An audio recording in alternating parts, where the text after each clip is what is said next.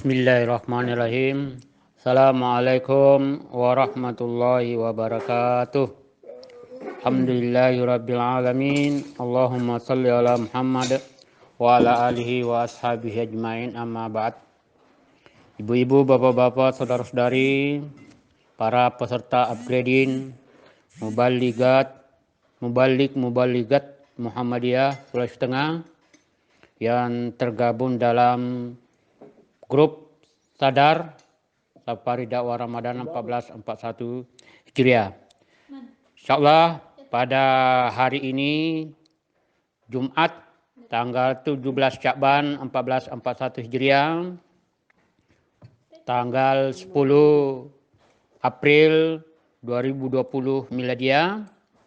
Insyaallah kita lanjutkan materi upgrading kita, masih kelanjutan materi Manhaj Tarjih Muhammadiyah edisi keempat. Insyaallah masih tetap dilanjutkan oleh pemateri sebelumnya, Ustaz Muhammad Shaltut Abdullah SY SH. Kepada beliau fal yatafaddal. Bismillahirrahmanirrahim.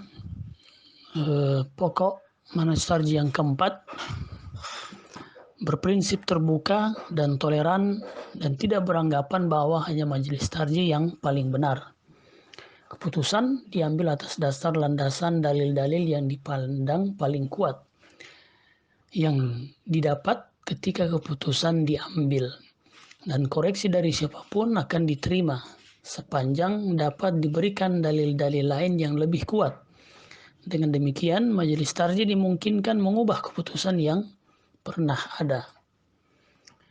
Prinsip toleransi dalam Tarjih Muhammadiyah ini disebutkan dalam penerangan tarjih tahun 1936. Disebutkan keputusan majelis tarjih mulai dari merundingkan sampai kepada menetapkan tidak ada sifat perlawanan, yakni menentang atau menjatuhkan segala yang tidak dipilih oleh tarjih tersebut. Dalam kitab Masailul Khams disebutkan ayu qararin yuttakhadh, semua pendapat putusan apa saja yang diambil, innama huwa tarjihun bainal ara' al ma'rudah, hanyalah merupakan penguatan tarjih, hasil kuat mengkuatkan antara pendapat-pendapat yang berkembang pada saat itu. Duna ibtali ayyi ra'yin mukhalif, tanpa ada niat untuk melawan, menentang atau menjatuhkan segala pendapat yang berbeda dengan majelis tarjih. Demikian juga prinsip keterbukaan dalam tarjih kita dapatkan dalam penerangan tarjih tahun 36 tersebut. Malah kami berseru, disebutkan, malah kami berseru juga kepada sekalian ulama supaya suka membahas akan kebenaran putusan majelis tarjih itu, di mana kalau terdapat kesalahan atau kurang tepat dalilnya, diharap supaya diajukan. Syukur kalau dapat memberikan dalilnya yang lebih terang dan tepat, yang nanti akan dipertimbangkan pula, diulangi penyelidikannya, kemudian kebenarannya akan ditetapkan dan digunakan. Sebab waktu mentarjihkan itu ialah menurut sekedar pengertian dan kekuatan kita pada waktu itu. Nah, dalam dinamika keputusan majelis tarjih, kita akan melihat beberapa kali perubahan keputusan yang diambil. Seperti hukum memajang gambar Ki Haji Ahmad Dahlan yang sebelumnya masuk kategori haram untuk dipasang sebagai perhiasan. Dalam kemudian pada tahun 1968 disebutkan, setelah meninjau kembali putusan muktamar majelis tarjih mengenai masalah hukum gambar, memutuskan untuk mencabut keputusan hukum gambar pada bagian yang berbunyi, dan oleh karena itu seterusnya gambar beliau itu haram dipasang untuk perhiasan. Nah, segmen ini dicabut dan digantikan dengan adanya kebolehan untuk memasang gambar Kiai Haji Ahmad Dahlan dengan perincian hukum tergantung daripada maksudnya. Permisalan lain terkait dengan perubahan adalah terkait bunga bank. Pada tahun 1961, dalam himpunan putusan Tarji 1 disebutkan, bunga bank yang diberikan oleh bank-bank milik negara kepada para nasabahnya atau sebaliknya yang selama ini berlaku termasuk perkara mustabihat. Terhadap hal yang masih mustabihat, dianjurkan agar kita sekalian berlaku hati-hati, kecuali apabila ada suatu kepentingan masyarakat yang sesuai dengan maksud-maksud daripada tujuan agama Islam pada umumnya, maka tidak ada halangan perkara mutasyabihat tersebut kita kerjakan sekedar sesuai dengan kepentingan-kepentingan itu. Lalu pada tahun 2006, dalam himpunan putusan Tarji jilid 3, sebagaimana juga dimuat dalam tanya jawab agama jilid 8 atau yang terbaru, demikian juga dalam Suara Muhammadiyah nomor tahun 2008 dan 2018 disebutkan mengenai masalah bunga, khususnya bunga bank, perlu dikaji secara lebih mendalam dan sebagai penyikapan sementara dicukupkan dengan fatwa Majelis Tarjih.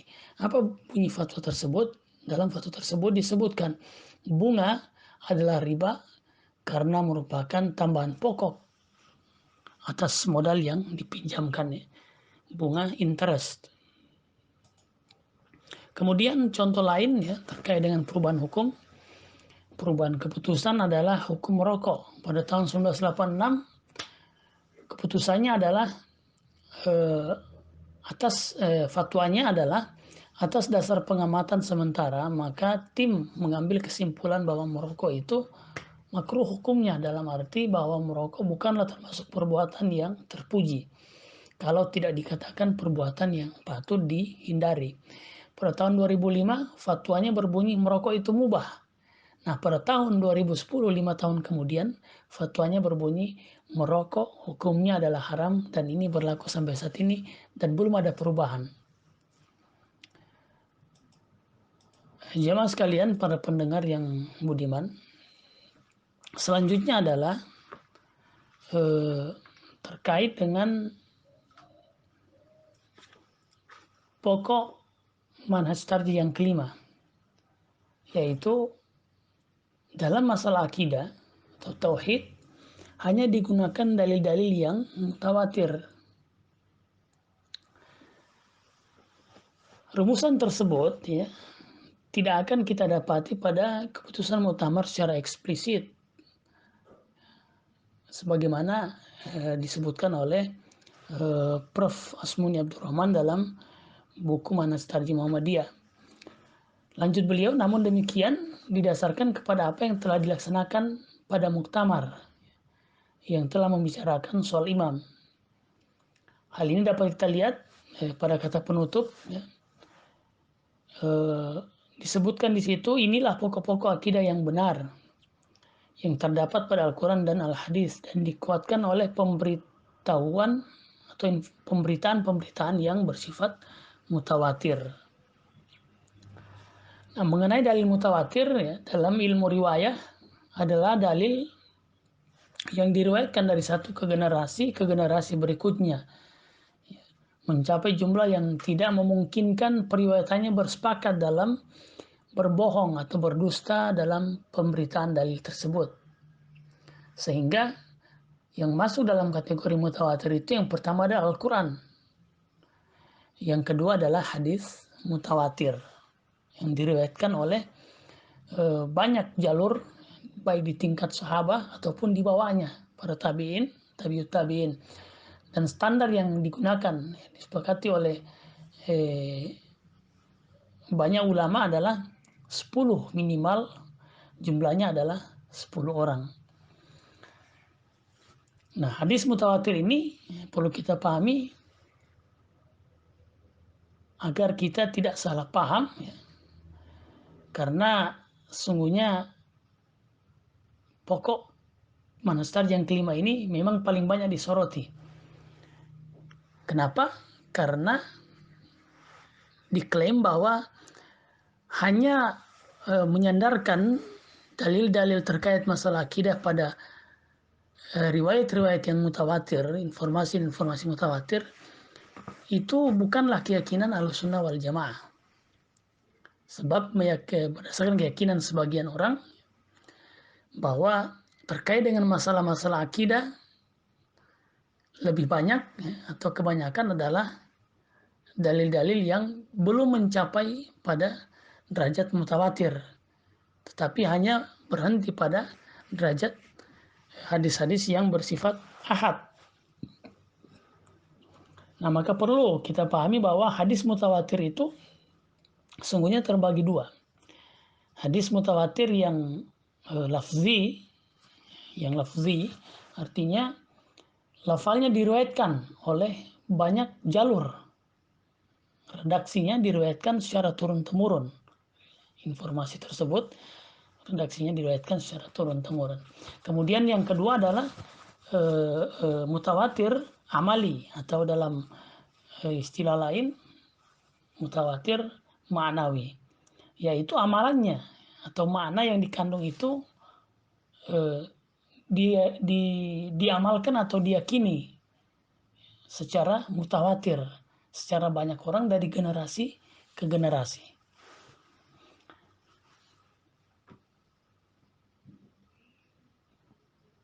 Para mustami'un, para mubalik dan mubalighat yang saya muliakan, Muhammadiyah pernah memfatwakan tentang tanda-tanda hari kiamat. Disebutkan tentang tanda-tanda hari kiamat, kalau tanda-tanda itu diterangkan oleh dalil-dalil Al-Quran dan hadis-hadis yang mutawatir, maka Muhammadiyah meyakininya.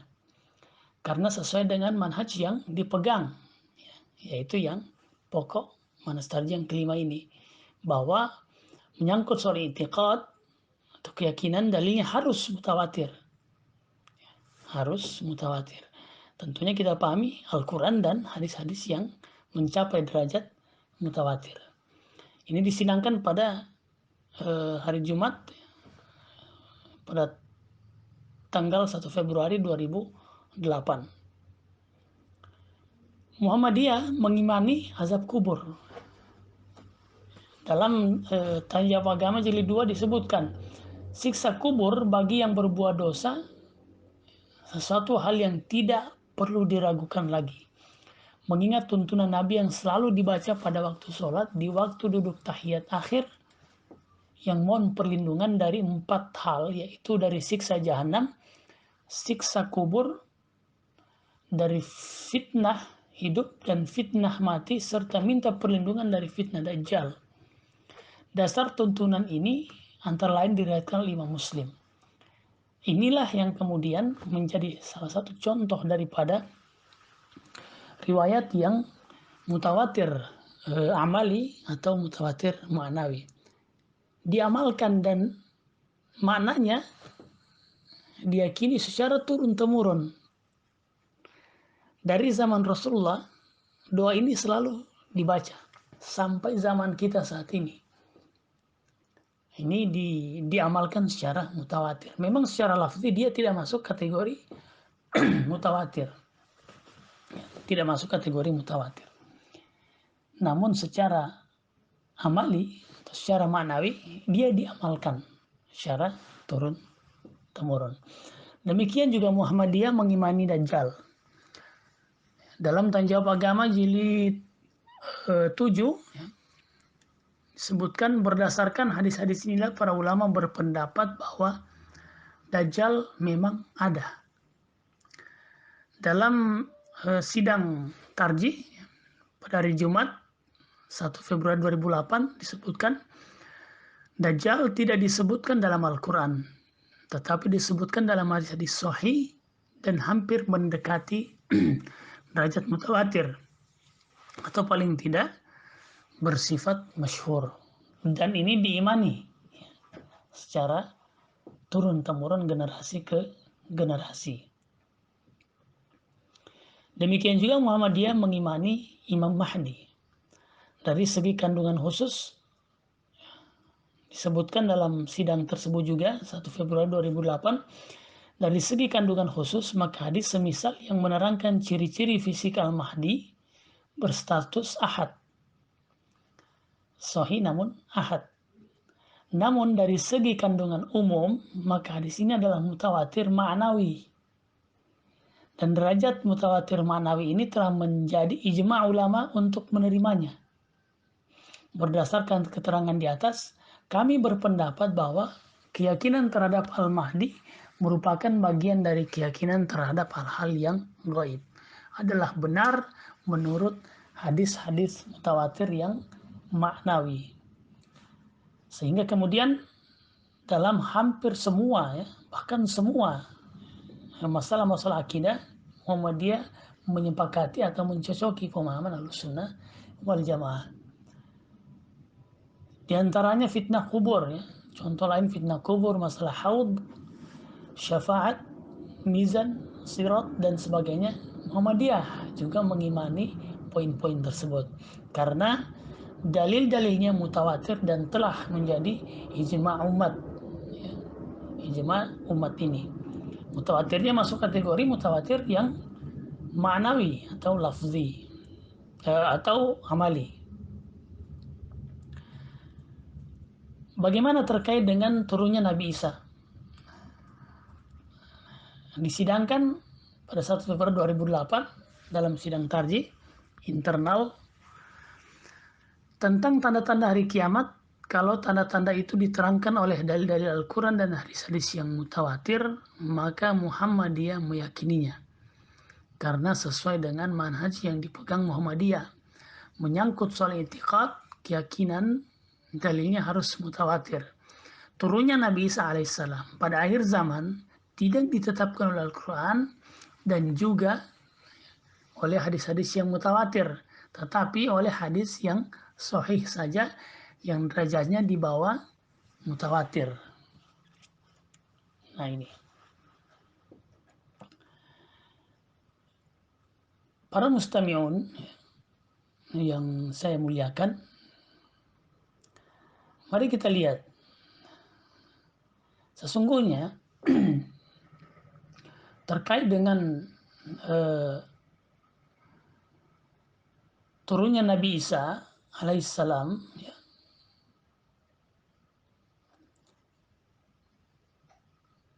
Imam Asy-Syaukani misalnya, Imam Asy-Syaukani itu mengatakan dalam penelitian beliau, wal ahadits al-waridah fi nuzuli Isa bin Maryam mutawatirah. Dalam kitab beliau At-Tawdih fi Tawatur ma ja'a fil Mahdi al-Muntazar wa Dajjal wal Masih, bahwa semua hadis-hadis yang datang terkait dengan informasi terkait turunnya Nabi Isa AS adalah mutawatir. Ini sebenarnya diamini juga oleh Majelis Tarjih Muhammadiyah. Bahkan dalam fatwa yang disidangkan pada hari Jumat 1 Februari 2018, di situ Majelis Tarjih menukilkan sebagai berikut. Imam Asy-Syaukani berpendapat hadis-hadis mengenai kedatangan Al-Mahdi Al-Muntazar yang bisa diteliti sebanyak 50. Di antaranya ada yang sahih, hasan, dan dhaif. Riwayat-riwayat ini mutawatir tanpa ada keraguan dan kerancuan di dalamnya. Sebagaimana Sayyid Sadiq Hasan Khan dalam Al-Iza'ah menukil dari kitab Imam Asy-Syaukani yang kami sebutkan tadi. Jadi majelis tadi mengamini, sebenarnya menyetujui, menyepakati pendapat ini, pendapat atau nukilan Sayyid Sadiq Hasan Khan, seorang ahli hadis dari India yang mengamini pandangan Imam Asy-Syaukani.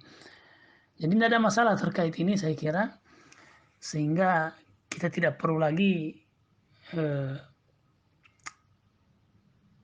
goyang ataupun merasa tidak percaya diri dengan omongan-omongan di luar bahwa Muhammadiyah itu di luar dari Ahlussunnah wal Jamaah. Justru Muhammadiyah adalah bagian daripada Ahlussunnah wal Jamaah. Wallahu alam bissawab.